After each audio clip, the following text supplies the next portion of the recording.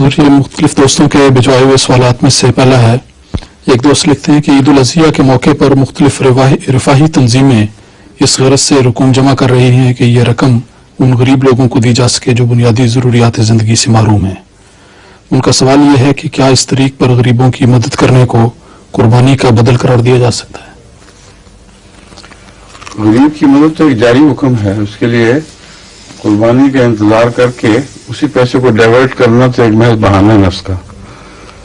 غریب کی خدمت ایک جاری ساری صبح شام روزانہ درپیش آنے والا مسئلہ ہے، اور قرآن کریم نے اس کو اسی لیے ایک جاری دریا کی طرف بیان فرمایا. مما رزقناہم ينفقون میں جو جاری مضمون ہے وہ یہ ہے. یہ جو قربانی ہے یہ ایک سمبل ہے، ایک خاص نشان، ایک ایسی یاد میں جس میں ایک عظیم نبی نے اپنے نفس کو، اپنی اولاد کو، سب کچھ کو خدا کے لیے قربان کیا.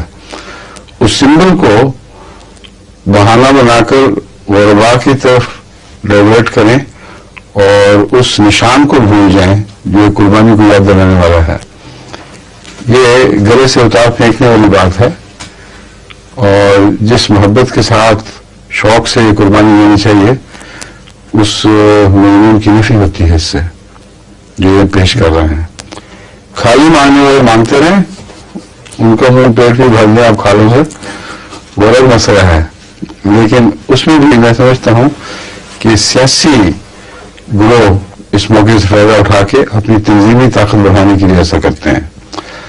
جماعت اسلامی لوگوں کی کھالوں پر پلی ہے اور بہت زیادہ اس نے اہتمام کے ساتھ کھالیں اکٹھی کر کے تو اپنی جو عسکری قوت ہے وہ بڑھائی ہے، اور یہ غریب کی خدمت نہیں ہے. میں سمجھتا ہوں نظام جماعت میں جس طرح کھالوں کا اکٹھا کر کے صدقات پر خرچ کرنے کے نظام ہے وہی جائز ایک طریق ہے.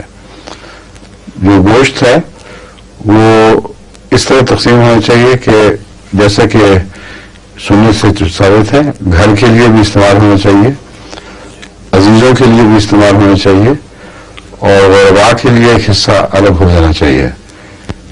چنانچہ پاکستان میں غربا میں خصوصیت کے ساتھ یہ انتظام ہے. پاکستان میں جماعت احمدیہ میں ہر جگہ یہی جاری ہے کہ عام طور پر لوگ 1/3 یا کچھ حصہ اپنے گھر کے لیے رکھ لیتے ہیں اور ایک حصہ نظام جماعت کے ذریعے تقسیم کرانے کے لیے 1/3، اور ایک حصہ اپنے تعلق والے نسبتاً غریب لوگوں کو خود مہیا کر دیتے ہیں.